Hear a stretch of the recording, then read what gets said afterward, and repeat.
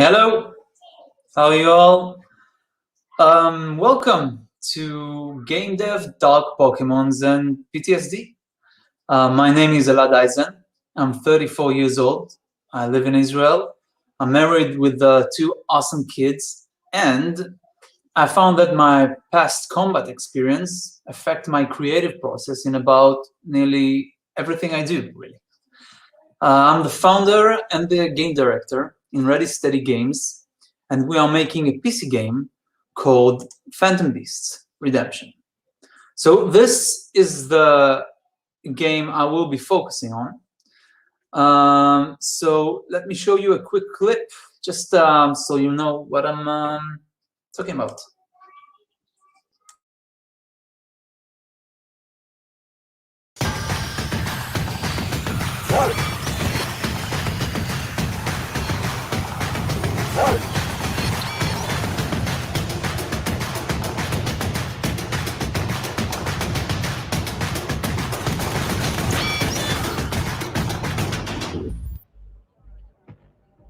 They say the first Phantom appearance was back in 2023. Initially, the government said the Phantoms are causing the radiation. Of course, that was a load of bullshit. Some people live their whole lives near Phantoms without a shred in their body of that so-called Phantom cancer. Yeah, but that's not the case for me now, is it? I can't get a read on you. Wait, is he in the tunnel?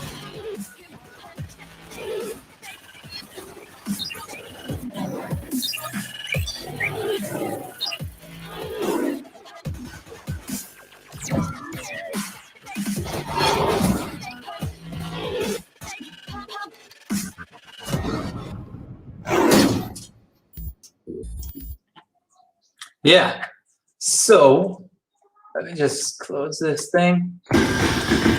You guys are probably thinking, what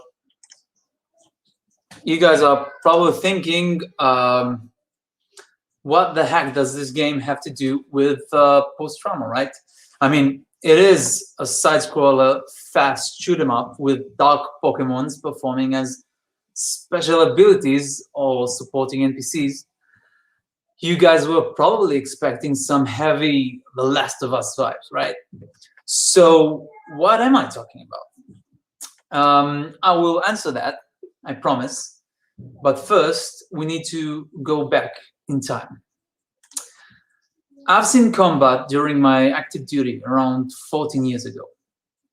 I don't want to talk about it too much, but I'll just say that in the last few years, I came to understand that it changed me much more than I initially realized. About 7 years ago, I went on a flight with some friends who served with me in the army. It was kind of a 5-day group therapy trip, I guess. Everyone talked about stuff they had been carrying around with them and all those crazy stuff that have been going around the heads of some of my best friends came to light. And you just wouldn't believe that sometimes a group of people were in the same place at the same time, but each one of them perceived the reality of that moment completely different. Some of the guys blamed themselves for stuff they had no control over. Some take the death of their friends in ways that changed their life forever. Some are being treated with meds, some go on with their life normally, and some are somewhere in between those two. And now the stories that the guys shared on this trip, including my own stories, started popping up in something I love to do, which is writing stories and ideas. Stories that I already had in my mind were suddenly introduced with new ideas from past combat experience. One of the victims, one of the victims, from this hostile takeover was an idea I had back when I was a student for filmmaking and animation. Originally, it was an idea about a game, and an animated TV show. So I'll need you guys to stay with me on this one, right? It started out with a light, fun concept art with Pokemon-like creatures that fight alongside the human coach. And all of this is taking place in a sci-fi cross-galactic setting with spaceships. But then you can already hear this pitch, like, Netflix, take it. Wouldn't work. But then somehow those heavy stories started crawling their ways into this idea. And those Pokemon-like creatures became darker and darker and darker, and eventually became phantom beasts. Now, before I go on, I just want to clarify. I'm trying to be light and humoristic about it because that's my approach. I don't think PTSD is funny or anything to be lightheaded about. It's a very complicated subject that a lot of people are struggling with. And I don't want anyone to think that I'm disrespecting it or anything like that. I don't define myself as a person who has PTSD or struggling with post-trauma. This talk is just about my personal approach and how these combat experiences and also stories from my friends, some of them do have PTSD, affect my creative process and the games we develop. So let's go into it. The original idea, as I said, was a TV show and a video game. So first, I wrote a live-action show, a live-action TV pilot. It was no longer an animated show. It was live-action, much more grounded, dark, heavy. Although I never wrote a script for a TV show before, I couldn't let it go. At the time, I was working as a creative manager and co-founder in a mobile gaming company. We did casual strategy things. So during the daytime, I was game deving. And during the nights, I was writing the pilot. And then another dark theme in my life started crawling in, and that was the air we are breathing. See, I live up near refining plants, which constantly keep polluting our air much more than they should, much more than the law permits them. Corruption enables them to get away with that, sadly.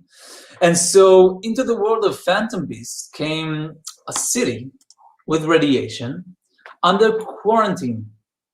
And I swear, guys, I wrote all of this before COVID-19 happened.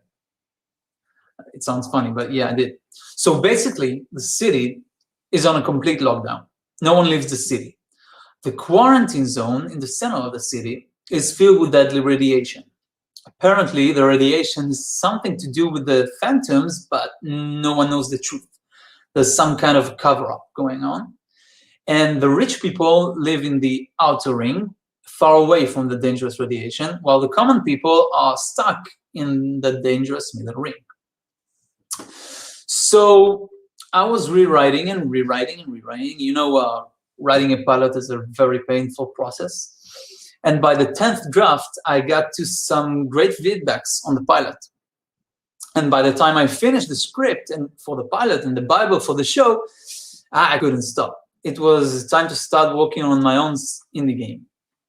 For the first few months, I was solo deving, and now we are a team of 5.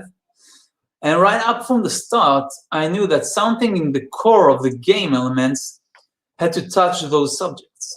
But how? So in the single-player campaign, you play a mercenary who used to be a soldier, a phantom hunter, working for the evil corporation controlling the city. Classic. So he has some dark secrets he's keeping locked away. And he's got deadly amounts of radiation in his body back from those days, right? So he's basically dying slowly.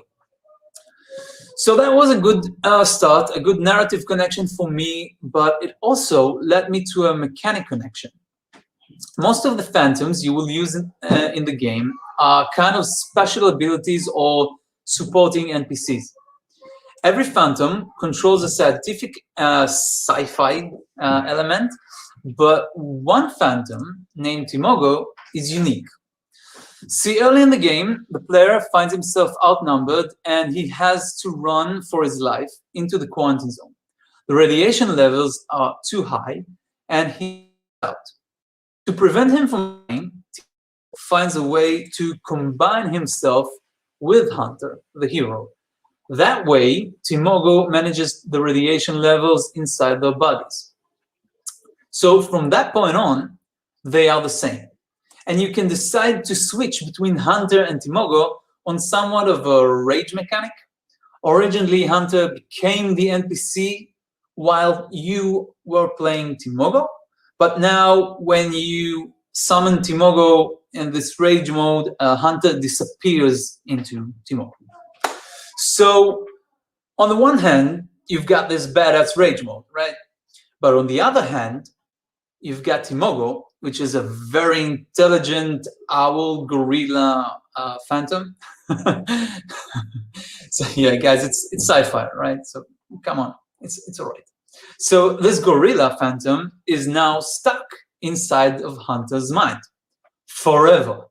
And Timogo starts seeing stuff that Hunter is trying to keep hidden inside his soul. Hunter is being asked by the resistance to help them on an important mission. He doesn't want to help, but Timogo does. Timogo, is working with the resistance. That's the reason why he saved Hunter in the first place. So Hunter goes on with the job because he wants to get that damn monkey out of his head, right? He is just keen on keeping some of those things locked away, even if it means he could die from it. And that's where it clicked for me.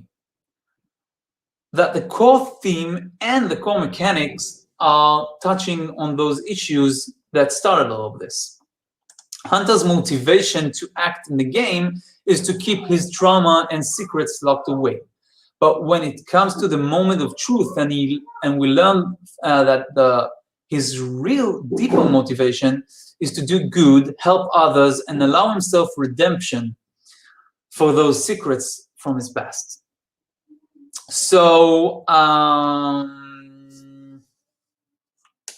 yeah. So we separated the gameplay into two layers, outside and inside Hunter's mind, or soul, if you like. Outside is the fast action shoot 'em up where you go about helping the resistance to stop a new source of radiation in the city. And Timogo, of course, is helping you out with that because he's this awesome rage mode. Right? Yeah, basically. But inside, Timogo is strolling around Hunter's mind while Hunter goes about trying to hide stuff from Timogo and from the player, really. We feel like that is a good way to make a game about trauma, dark, heavy secrets, and things like PTSD, and still have a fun action game. I mean, no one wants to shoot tons of enemies and then start dealing with the psychological consequences of your death trail. Like you don't want to go thinking about, oh, I kill all those bad guys and that's good, right? You just want an action game. So that's why the enemies outside are absolutely baddies. I mean, bad people or bad distorted monsters. You mainly fight the vultures, which are they are this gang of post-apocalyptic psychos, basically, who control a part of the city, or the evil corporation that's controlling the city, Hunter's former bosses. And of course, the crazy-ass distorted phantoms that all of those guys are using, aka boss fights, right? So, on the other hand, inside, I guess you are your own enemy, maybe.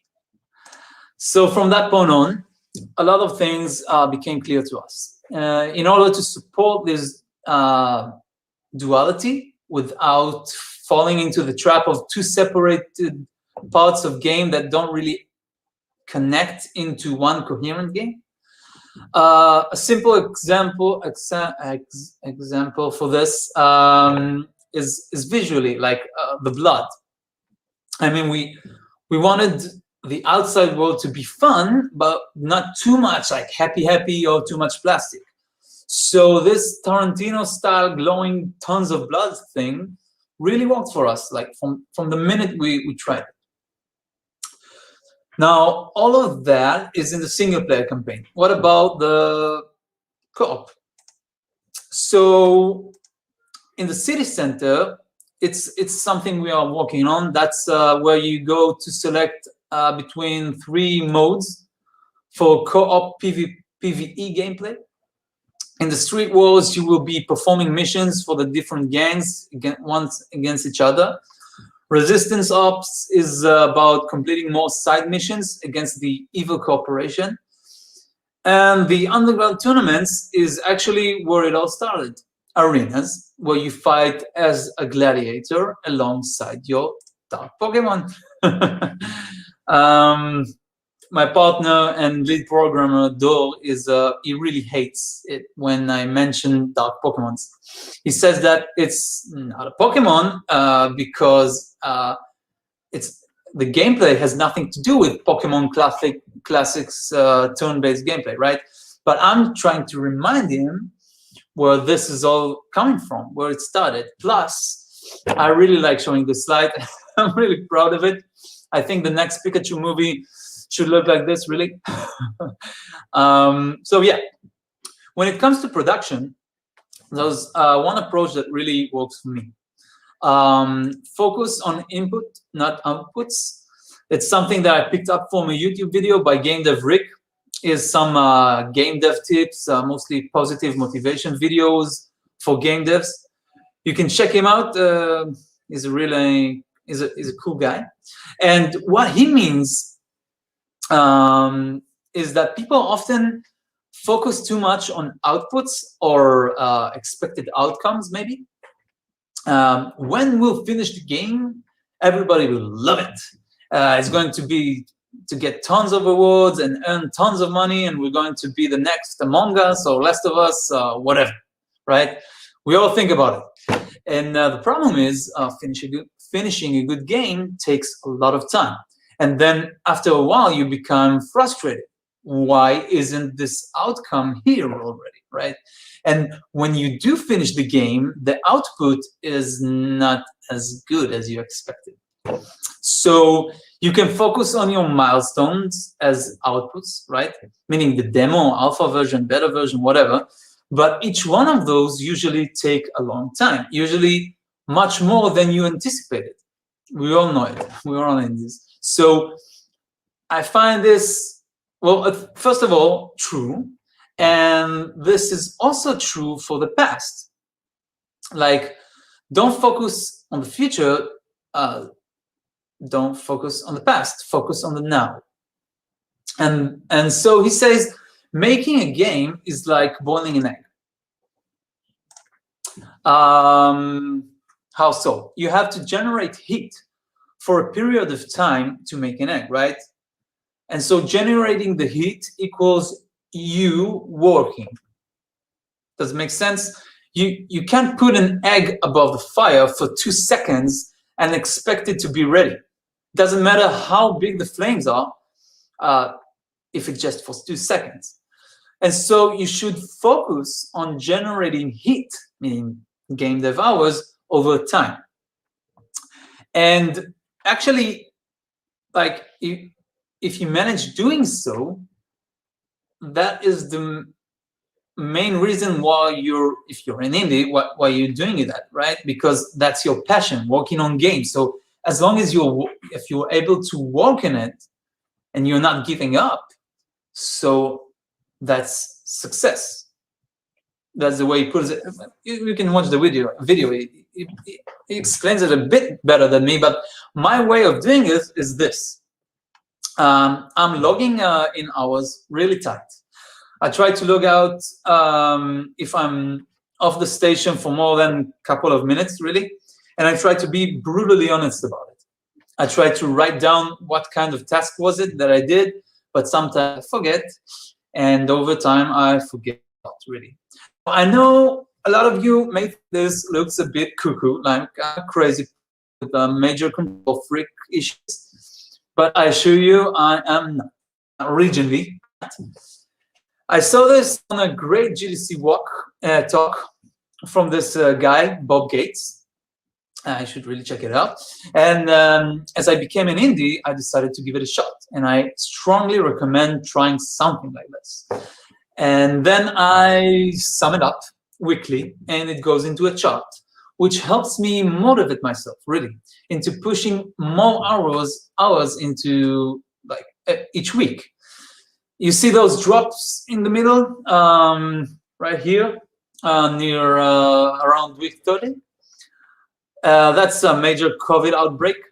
And I was isolated with my kid. I had to stay at home, not living with one of my kids, and I couldn't walk for the entire day. I was really tired and at night. And then when I finish a week like that, I'm like, I have to make it up to myself, you know.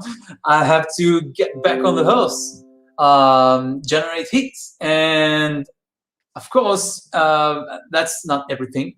You don't want to be in this state, right?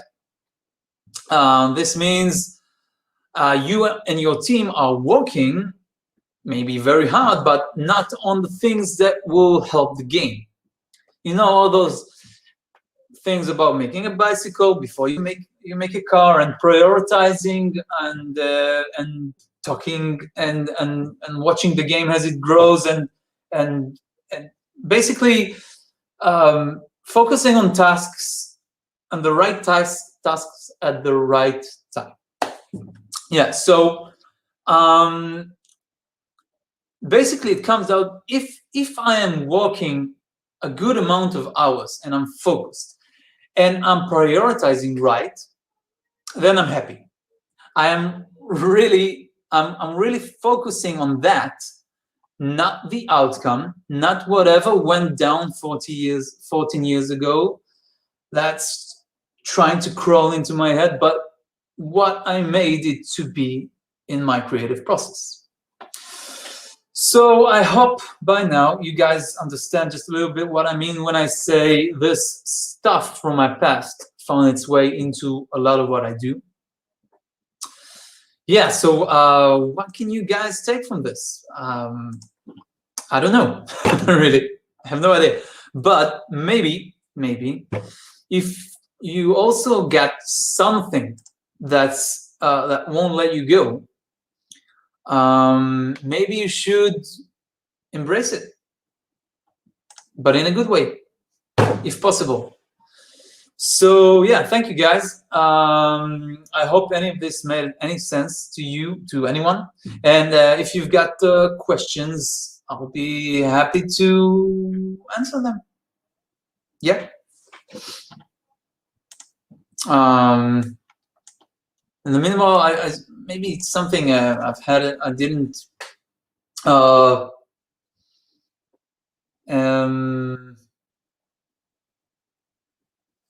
I didn't say. I don't know how to. Well, don't know really how to say it properly. It's important to clarify that this game is not. It's not like what we're doing is not a political game. You know.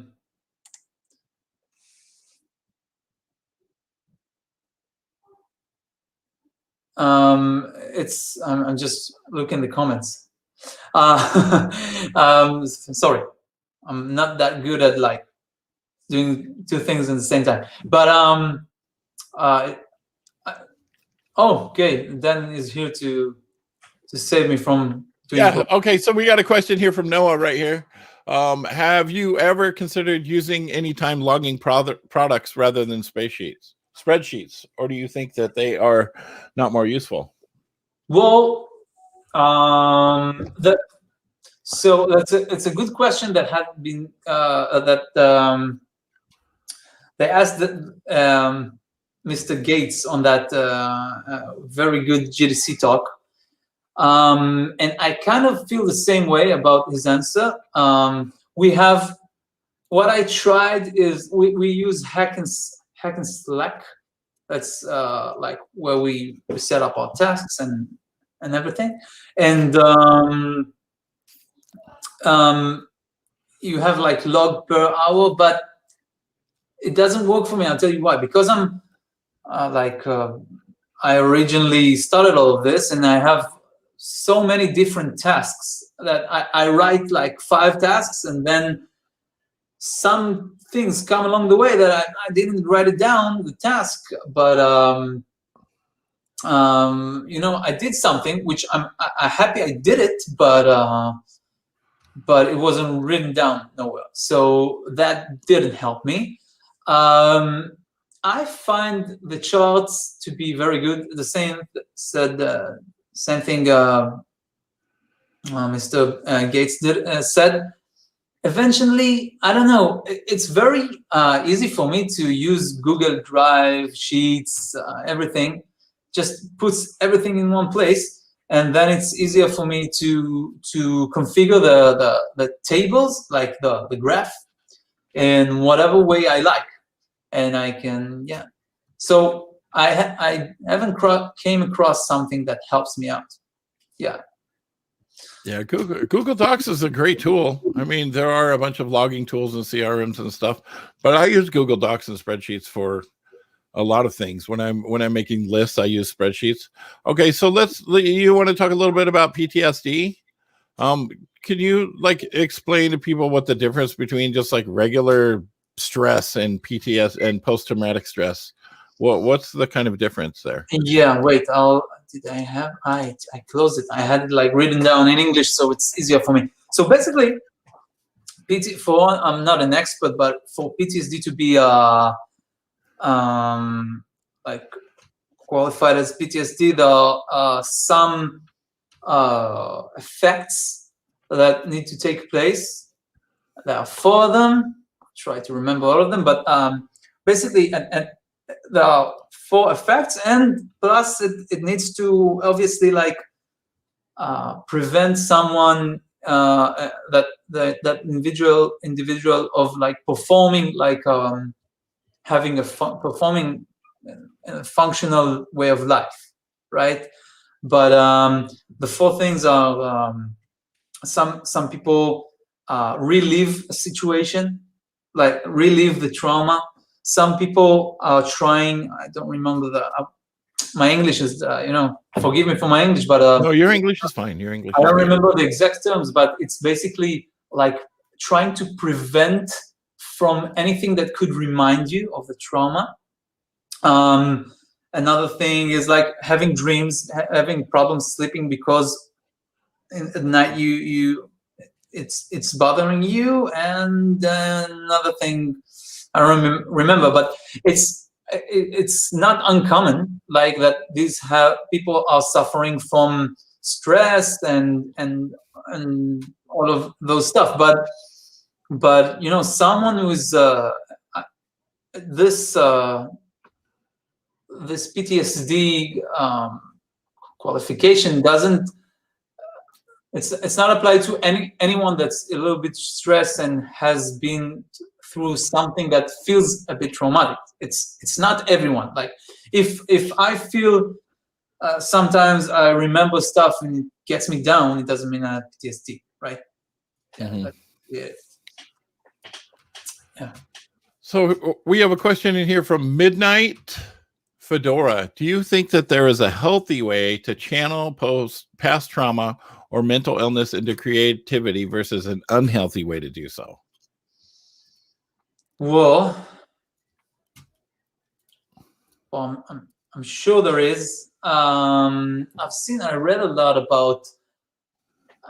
I think anyone who's trying to do it should consult with like professionals. There's a lot of them. Israel for sure has a lot of them because we have a lot of issues like that. But I've seen a lot of articles about how it does help, like creative processes, like helps you bring the stuff out and talk about it. It can help you like relieve your mind of things that like you're stuck on. But I wouldn't. I would guess there's a negative way of doing it, like something not helpful. But I don't know how to to differentiate the two. But I'm sure if someone is dealing with it, then the best thing you should do is consult a lot of good people that really I know firsthand people that are taking care, like that's a job, like post-trauma therapy, and there are a lot of really interesting approaches for dealing with post-trauma that will surprise you, really. Some of them are not as much, like they're much more physical that you would expect. Like they approach it like your mind, when this traumatic event happened, it snapped out of some kind of cycle. Like it should have connected like this, but it snapped, and it's now unsynced with the way it should be. And so what they do, they go over the trauma, they talk about it, like they bring it up, and they do some kind of some kind of activity that has to do with two sides of the brain, like really physical stuff, right? And that the way they do it, like kind of makes your mind or brain or whatever snap back into the proper way it should be dealing with it. And it's a new approach. It's been around. It's been growing for the last decade, but it's like amazing results. So I think I'm not the right person to consult with, but there's some really crazy advanced stuff. Like the approaches today are really good at helping people with this, and it's a real big problem. Like that's sometimes people feel like most of the times in your life when you have a problem, you're like, okay, I need to do more of this. I want to be healthier. I want to eat differently, do more sports, whatever. I want to get a job. Okay, I need to focus on my skills, whatever. And this one is like, where do I start? How can I make myself better? Like, people are just getting lost, but there is a way. Yeah, that's all I have to say about that. Do you find that that sometimes you would like really throw yourself into your work or stuff to help you deal with what's going on inside you? Like you just like crunch, or maybe you work like 15 hours a day on your game sometimes, or stuff like that? I don't really think it's like that. Like I said, sometimes those things like they are much deeper than I can notice them. Like, and like I said in this talk, it really affects my creative process. I'm a person who's my creative work is really what drives me, right? Like, I really like doing creative stuff. I used to play music. I used to draw. I did animation and movies and games and the creative part, even if it's programming, right? The creative part, the game design is the best. So that's my driving force. Like, that's what brings me joy. And for that, like for doing something really cool like crunch, and that stuff is what like gave power to this project and all of the last things I did. So in a way, but I don't really think I'm like, just closing myself up in a room just to forget about those things in my head. I don't really think it's like that. Yeah.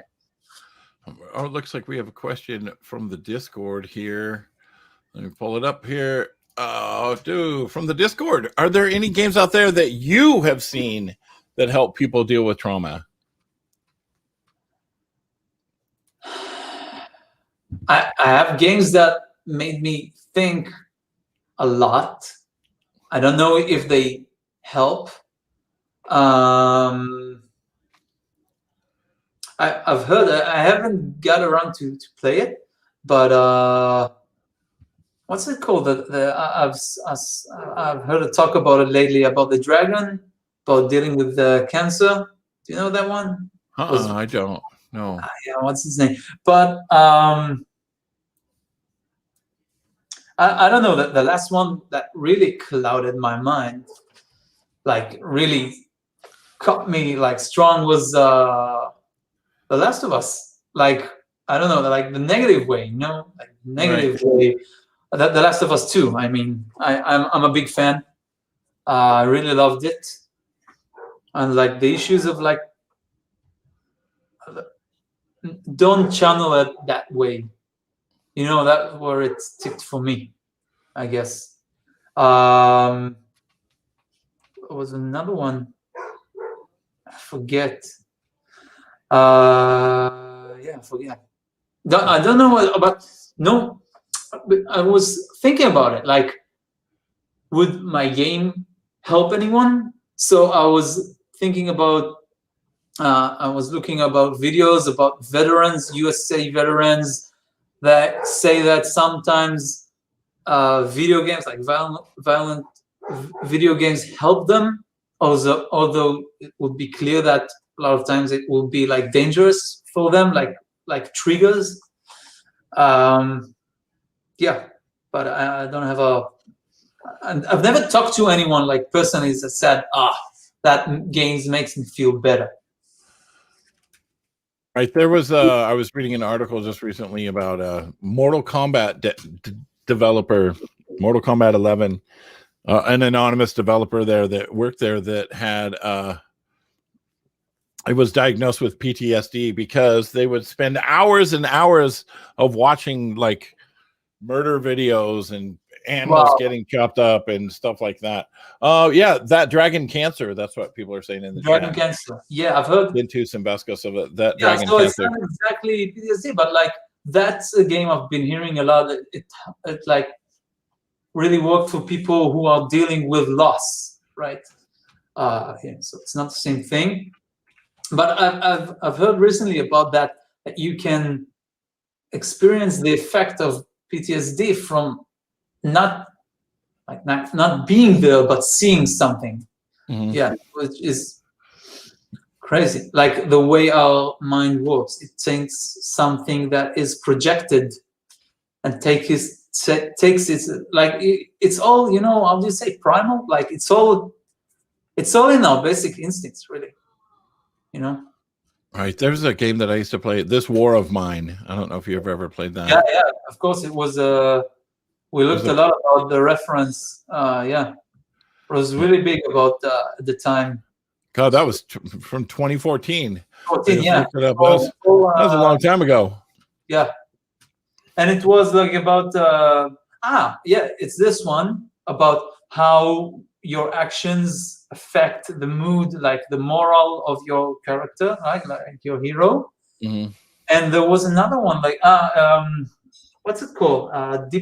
Darkest Dungeon, right? Darkest Dungeon, like the you recruit your heroes and you go on killing monsters, but your effects have consequences about right. A lot of they'll get stressed out or whatever. And yeah. I think that's what it was. Yeah. So what has been like? What's your biggest inspiration? Do you have like favorite? What games are you playing right now? Yeah. So, Last of Us was the one I haven't played that yet. I want to. Yeah, I won't spoil anything.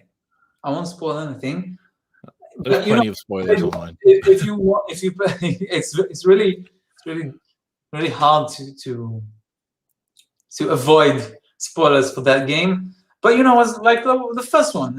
You have a lot of duality. I'm trying to play games like because I found it like hard to balance the will to create. and it's not just the will to create, like responsibility. Like game dev takes a lot of time, so we have to put lots of time in it, right? And on the but you want to stay updated, you want to play games because you want to be a better game developer, and you basically just want to play games. That's why you started in the first place. But so I do try to pick that I think would affect, like, would be some kind of good reference for me, that's something to do with my game. So The Last of Us has a lot to do with the tone I want to put into the characters. Like, obviously, I can't, I can't do The Last of Us, but something about the tone, something about the grounded feel of it. There was something about Titanfall 2. If you played the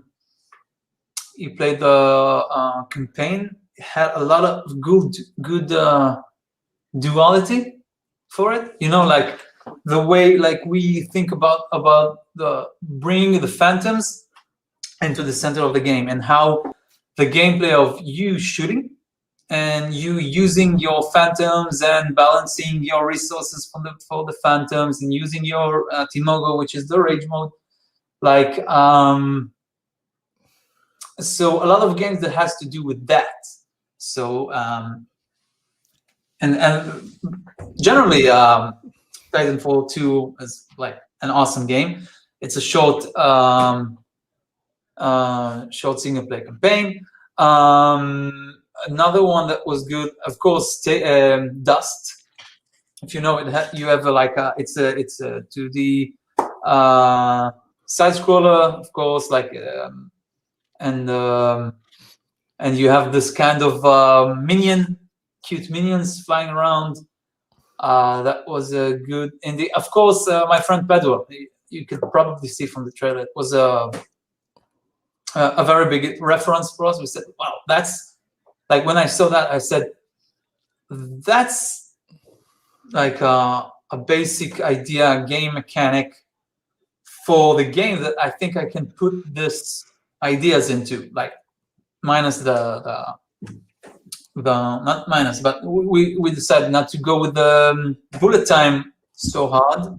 But yeah, other than that, we draw a lot of reference from the way the controller work, the way you put the like, our game is much more action than like platformer. You've had, of course, a little bit of platformer, but a lot of shooting, a lot of action. That's something my friend Pedro did. Yeah. The game looks really good. What other inspiration did you draw for your game? Like, what other places, other games, or it's like the design of it, or? Yes. So the big ones, Bioshock Infinite is something we talked about lately, about the way they deal with the special abilities. Like, you have like the way you manage your gun and you manage your special abilities. Like, if you look at phantoms, like special abilities.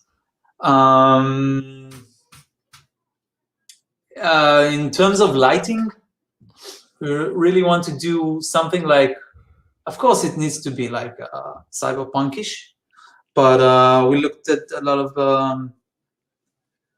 Inside and what's his name? I forget the other one. But you know that great indie game, side scroller, which is like very dark and very like volumetric lightings, and this I don't know. There's so many. There's so many. No, you must know it. Wait. Look it up. Oh yeah, Valerie says it's not exactly the same, but Senua's Sacrifice has a very good way of dealing with and portraying psychosis. There's a lot of games that really deal with psychosis, that portray that. Psychosis, yeah. There's also Hellblade. You know what? Like the Viking female who has That's Psychosis. Psychosis, like Oh yeah. I played that a she little has bit. a lot of voices inside her head. Mm. Yeah, that's a Hellblade Sonos. I don't know the full name. It's written down here. Sacrifice. Yeah, that's what he said. Senuous Sacrifice. Yeah, that's it. Yeah. Oh, okay, so let's talk a little bit more about PTSD. What's your advice to people managing team members who may be suffering from PTSD? We're just asking the easy questions. Yeah. Yeah, but I just thought about it like lately. I think, first of all,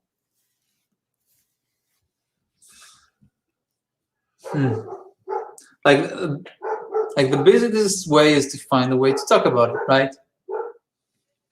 Like to make sure that, like, advise if possible, like try, like all of my teammates on the team, all of the guys on my team. That's another something, I guess. I don't know if it's not for everyone like that.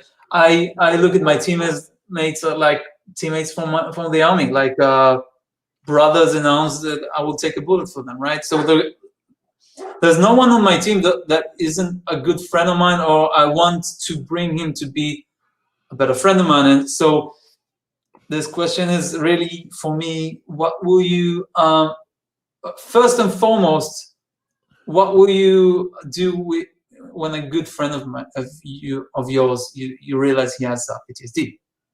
So first thing, I would advise him to get help.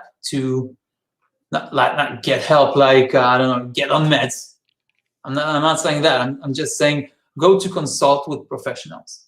Sometimes I know people that meds didn't make them, like, extremely zombie person. Some just find it easier to manage with life, and it made them much more happier and balanced. Some of them don't need meds. It's just like someone that's helpful to talk to. But then when it comes back to someone who's working with you on your team, a partner or a colleague or whatever. So I think it would be wise for you to understand what makes them tick, like what really bothers them. Like maybe, could be things that make him really uncomfortable, and all it takes for you guys to talk about it. Like, I don't know, heavy rock music brings him like a lot of stress because it sounds like gunshot. I don't know, whatever. And it's like, and if you take my example into like, okay, so that's what's probably causing it. No, it's like that's just me throwing some ideas. For each one of them, it could be something else. One of my friends told me there's the smell. When I drive near this place, I have this smell in the air like they're burning something, and that throws me right back at it. Like I'm there, I'm back like 14 years ago. Yeah. So just talk about it and understand what bothers them. Like what you should do with any other colleague, right? Really. Yeah. Right. I actually meditate a lot, and it helps me. I've been meditating a lot lately. Like I do it multiple times throughout the day, and if I feel anxious at all. And I'm also working a program where one of the things that I do is write down like all of the messed up stuff that has happened to me in my life, and very vaguely, not in detail, like this happened, this, and at some point we'll like go through it all with somebody. And it's a good way to, because a lot of times you have shit bottled up inside you, that you just don't know until you start talking about it more. So and then I'm also on kind of a spiritual path, so you give it to the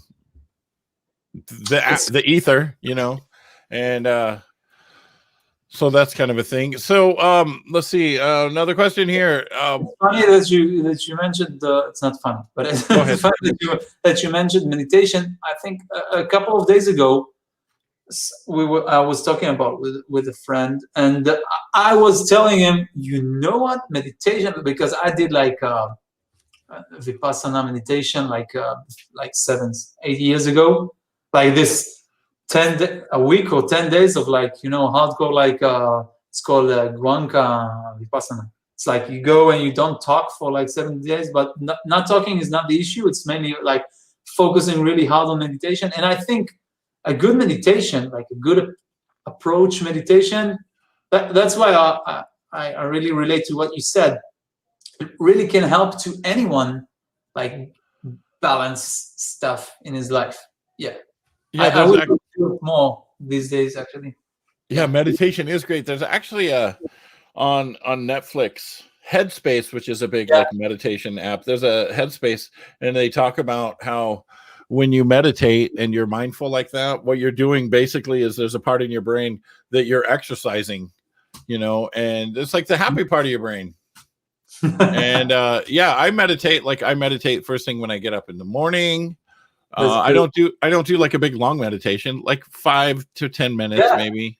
That's what you really need. But we live in a time where meditation is so much what everyone needs, because everything is so hectic. Like your phone goes, I'm trying to concentrate here, and someone sends a message here, and and it's all around. And you need just like there's a saying, a Buddhism saying, like a Buddha saying or something, that one of the best things you can do, like the key for enlightenment or happiness or whatever, is just focusing on the one thing you're doing.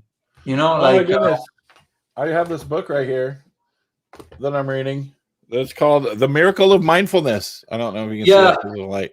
And that talks about like, for example, if you're washing the dishes, what are you doing, right? Are you really washing the dishes? No, because usually when you're washing dishes or some other task, your mind is elsewhere. Yeah. And so if you are just being mindful, if you just focus on that and you're breathing and like, okay, I'm picking up this dish with you don't have to say it out loud in your hand, but you're just focused on that. And then if your mind starts thinking about something else, you just bring it back. And that is really, I mean, I have felt so much better since I've been meditating and stuff. Here's a comment from Bold Spirit Game Studios. Mental health is often very complex, often unique to each person. So we usually simplify it as devs. Do messages about mental health devs implement in their games can be found offensive that way? Do messages about mental health? Well, it's a do messages about mental health that developers implement in their games, are they offensive that way? Well, I don't look at it offensive, but I think his comment, like, it's true. Like mental health is often very complex, and it's not game dev. Like me, as someone who likes to tell stories, I simplify things. I like my brother is treating people with post-trauma. Has his masters in it and everything, and that's what he does for life. And when we talk about it, so he says you don't have to have this big, like if it's a movie, you don't have this big moment. Something awful is happening for someone to have post-trauma. Sometimes it's something really small, like it's just a small moment that ticked someone. But as storytellers, right, and in games you often have stories, even if it's a mechanic, we want to make it something really clear, really simple to get across. You know what I mean? So, but I don't find it offensive. I usually think that games are, in the majority of them, like video games, they don't get into the complex. They're not trying to get into the complexity of it, right? Like most of the games you have, like blast them off. I'm not saying it's bad, but that's usually what you get. So I think if someone is trying to bring in a little bit more something different, like complex thing like that simplified. So I think it's only for the best. Like, if it makes people think about it, if it's not in a wrong way, I think it's only positive. Don't you? That's my take on it. I think nowadays, like, so many people find so many things offensive, Yeah. and some people don't, and some people are just offended at all kinds of things. You know, if you're writing about anything or making a game about anything, someone's going to be offended somewhere. Yeah. Right now. So I was actually reading recently in Wired. In Wired has an article about it. Video games are saving those who served, right? And so a lot of people are using video games to help with their PTSD. Many people are doing that. And I think that's amazing, because really, you know, a video game, people are like, oh, it's for kids. It's not. It's an interactive movie. That's what you're doing. Yeah. It's an interactive movie, right? So yeah, so Elad, this has been amazing. I think, who do we have coming up here next? Let me pull this up. We've got, this has been super amazing and informal, and I want to play your game because I think it looks really cool. We've got Anya Combs. What do you want to know about Kickstarter? Ooh, and then after that, we have Corey Trace, and he's coming in with Kickstarter best practices. Bam, bam, Kickstarter. And that's awesome. So we have that coming up next. And then we have how to make it as a freelancer in the games industry. There's a panel. And then the last one of the day is a fireside chat with Victoria Tran. She's a community manager for the game Among Us. So that's pretty exciting. So thank you so much, Elad. I appreciate it. And did you send me the your presentation? If you haven't sent me your presentation, please send that to me. I appreciate it. I will. All right. Thank you, everybody. Make sure and join us for our very next one. Also, check out all of our podcasts. You know, all you got to do is Google Indie Game Business and join the Discord, discord.gg/Indie Game Business. And we will see you in just a couple minutes with Anya. Thanks, Elad. Ciao.